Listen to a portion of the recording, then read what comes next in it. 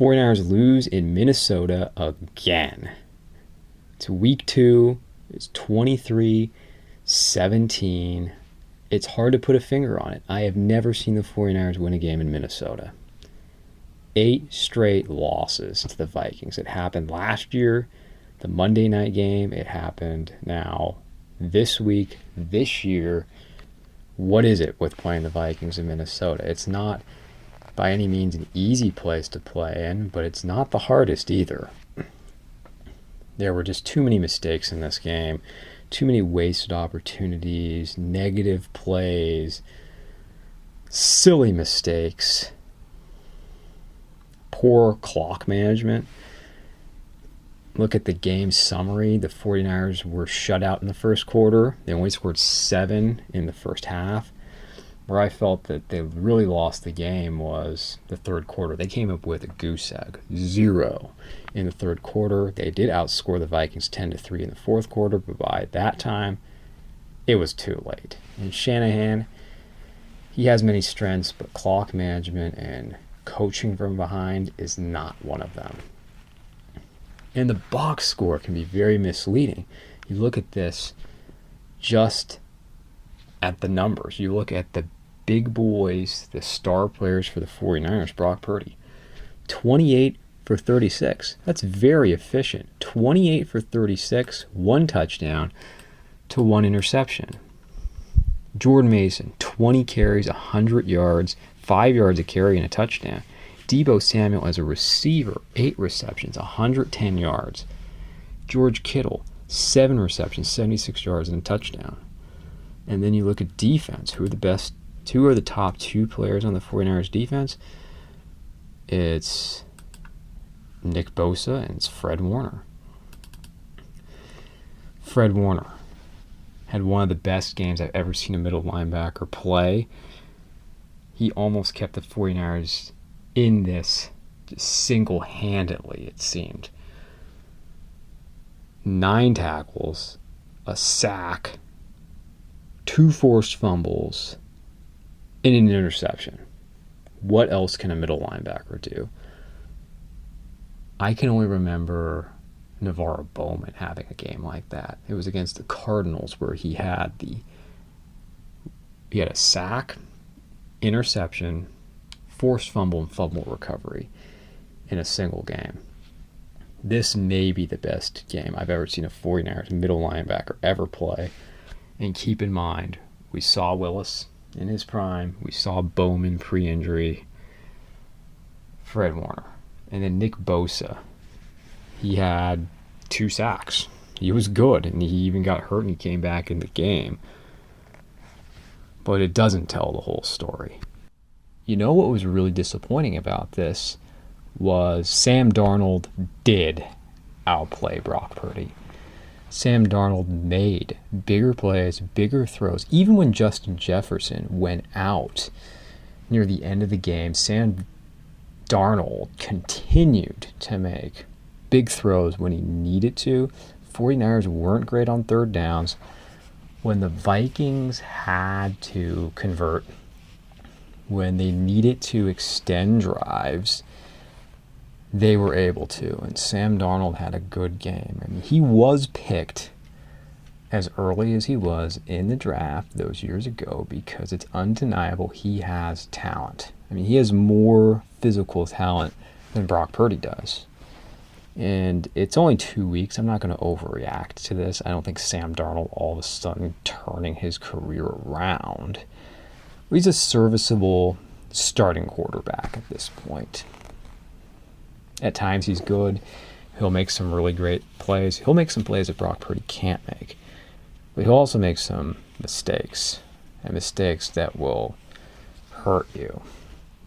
For Purdy, it was one of the worst games I can remember him playing. Again, don't just look at the box score. You can see it with your eyes. He had the interception. He had the ball that was originally called an interception, and it was ruled a fumble and a fumble recovery by the Vikings where he just lost it. He didn't even get hit. He just flat out lost the ball. That was 2 turnovers, and there could have been more. And he was throwing balls in heavy traffic into coverage throughout the game. I don't remember him forcing so many balls. I mean, some were some good throws. They were. And Debo went up and made some great catches. Very risky plays, if you ask me. Not what I'm used to seeing out of Brock Purdy. Rough game. The running game with Jordan Mason was great. I mean, most of the damage was done in the first half. The Vikings made a point to attempt to stop the run in the second half, and they made some adjustments. Receivers, I mean, Debo had a good game. This was one of the better receiving games he's had in a while. George Kittle was good, even though he got hurt and he had to come back into the game after his injury. He missed some time. Overall, strong game from him. Brandon Ayuk, another quiet, disappointing game. It wasn't until late in the game he started making some catches and actual plays. 4 for 43. Holding out hurt him. And it's hurt the team in the first 2 weeks. Although they won in week 1, it didn't matter. I think it mattered here in week 2. Brandon Ayuk's got to step up. But the big play of the game was the 97-yard touchdown pass from Darnold to Justin Jefferson. And Justin Jefferson is the best receiver in football. I did not understand the NFL rankings or the player rankings. Yeah, he was hurt last year, but he's the best receiver in the NFL. So the offense had their issues. Brock Purdy had his issues. Kyle Shanahan had his issues. Special teams had their issues.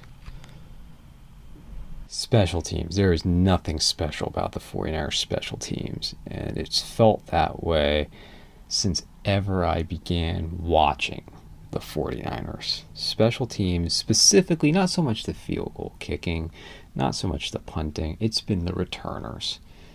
It's been a disaster for decades. We can't get reliable returners. Probably the best guy I can think of was Ted Ginn. All we have to say is Kyle Williams. And we could obviously use more examples. The Super Bowl last year.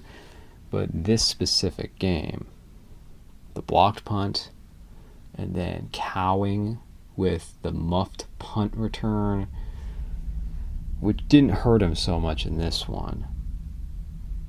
But problems with special teams. I mean, Moody seems like he's more reliable and he's got off to a good start this year. I want to talk about the defense.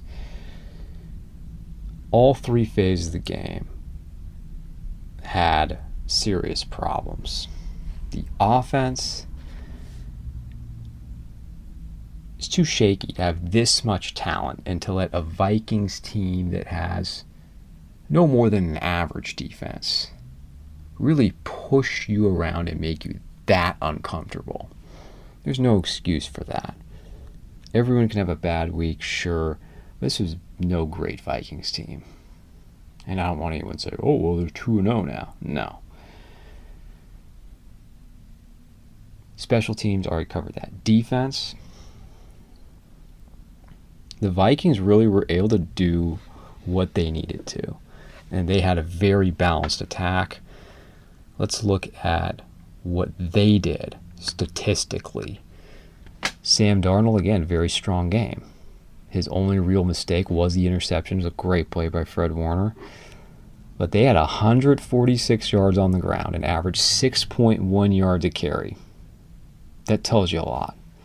49ers run defense was a concern coming into the season. It was strong last week. Was not what it needed to be this week.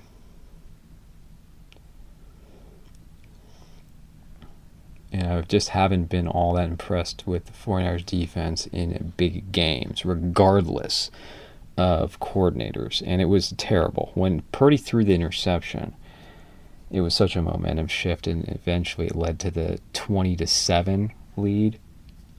Because immediately, play action fake, and the defense bit on it. Touchdown. Another touchdown for Sam Darnold. Run defense is a concern. I think Campbell linebacker is a problem. The secondary, this was a bad game for the secondary. I think the secondary is better, but it was a discouraging game for the defense. I mean, besides the play of Fred Warner, which is so outstanding, and Nick Bosa, bad game for the 49ers defense. Disappointing. And I just think they're really going to miss that. It's with Dre Greenlaw, it's not just the plays, but it's that intimidator, that presence in the middle of the field, and how he and Fred Warner play off of each other. But the Vikings really could do what they want to. They could get up and down the field. And the fact that, think about how bad the score could have been if it wasn't for the 2 plays that Fred Warner made in the red zone. It was the interception and the forced fumble. It could have really gotten out of hand. The 49ers hung around. That was the part that was so frustrating. They hung around because of big plays like that, and the offensive sputtered. And the 49ers offense didn't have a problem getting up and down the field themselves. They just, kept shooting themselves in the foot, and they didn't convert on some of those 4th downs. I have to blame Kyle Shanahan too, and I'm not one of these great Kyle Shanahan critics where I'm always trying to find fault in Kyle Shanahan. But when we have these road games, these, let's say, more difficult road games in the more difficult environments, or think about the big games they do, in fact, losing. Today, I would say the offense is a bigger problem than defense.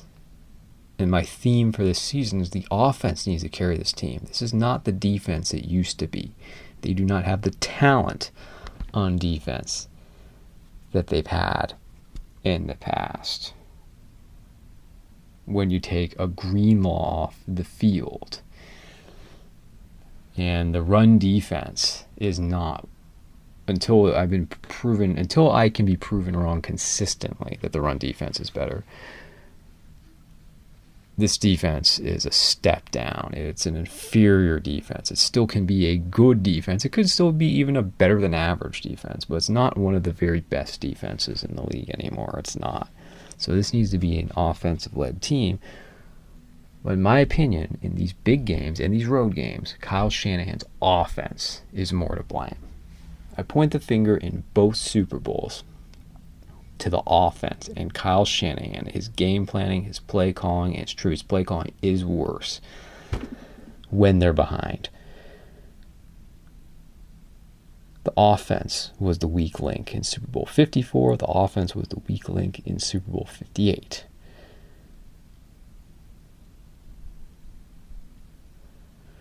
The offense was the weak link in this regular season game. Or take the Ravens game last year. I'm not defending the defense and giving them a pass, but this is an offensive league, and you're supposed to have one of the best offensive minds. And I don't think he's always as creative as he should be on offense. And one of the things about the 49ers, and we'll see when maybe some of these young rookie receivers get in the mix, they don't have the vertical threat. It's not like watching Jimmy Garoppolo play football, where you have to just go down the field dinking and dunking at a snail's pace, or like Alex Smith. It's not that. But it takes time to get down the field because they are more of those medium, intermediate passes to the receivers. Yeah, Brock Purdy doesn't have the strongest arm in the world, but they don't have those deep threats. I love Ayuk. He's the closest thing I have, but he's not a true deep vertical threat that's really going to stretch the field. And to me, that was one of the frustrations with the 49ers.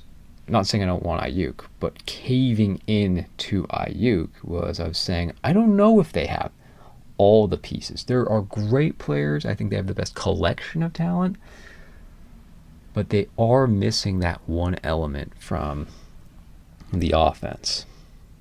The true receiver that can go the distance. And the 49ers had that in the 80s and 90s with Jerry Rice. They had it with Terrell Owens. That was actually the same problem if you think about it with the Harbaugh teams. You had Michael Crabtree and Anquan Bolden. I'm thinking 2013. But if you even go back to 2012, Michael Crabtree and Randy Moss. Randy Moss didn't have wheels at that time. The closest thing you had to someone who could stretch the field was Vernon Davis at tight end. There's been a lack of speed out there, and I think, again, you got away from the run a little too much. Not that I want them to, put and run Jordan Mason in the ground, but he was running at 5 yards a carry.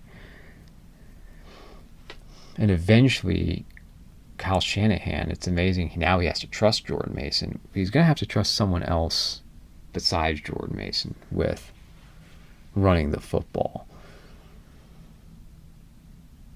He really likes to trust just one running back at a time, whether that be McCaffrey or Jordan Mason now. Well, it's just hard to watch a team that's supposed to be a dominator get pushed around on the road by a clearly inferior football team. But they have a good opportunity to bounce back next week. They're 1-1. They're going to Los Angeles, and it's practically a home game for the 49ers when they face the Rams. But this was a week of upsets. They weren't the only team that was upset. There were worse upsets. Let's start with the Cowboys losing to the Saints at home and giving up 44 points. So this week, Dak Prescott and CeeDee Lamb, I think it was Dak Prescott, said they can be the best wide receiver or quarterback wide receiver duo in the history of the game. You might want to just shut up until you actually get to a Super Bowl. Forget about winning a Super Bowl. We're just talking about getting to a Super Bowl. This is a team that couldn't get past the wild card round last year, and apparently the pressure of playing at home for the home opener was too much for them, and they get blown out at home. The Lions, in a close one, lost to the Buccaneers, and then the Ravens lose to the Raiders at home. Surprises. The Sunday night game was the Texans holding off the Bears. The game of the day was the Chiefs beating the Bengals. The Bengals should have won. They should have won. So frustrating watching the little mistakes that become huge mistakes when you're facing the Chiefs. And the Bengals were on too. Joe Burrow was better than Patrick Mahomes, and you still lost. I couldn't believe that the Bengals were rushing 3 at the end of the game on that last play before the pass interference call. It doesn't take much. It doesn't take much to lose to the Chiefs, and the Chiefs look human. They look beatable. And Patrick Mahomes didn't play well. He threw 2 picks, and here they are, they're 2-0. And they beat the Ravens, and they beat the Bengals. That was the game of the day. It was not the Texans and the Bears. It's too soon for the Bears to play in a game like that.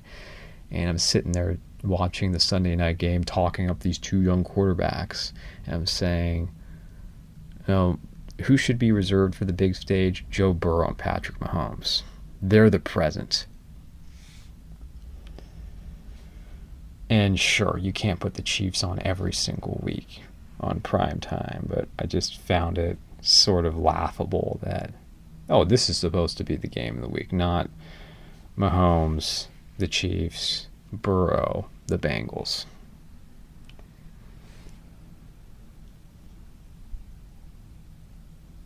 So on to week 3, the Monday night game, Eagles-Falcons. I expect the Eagles to take care of business. The Falcons looked awful week 1.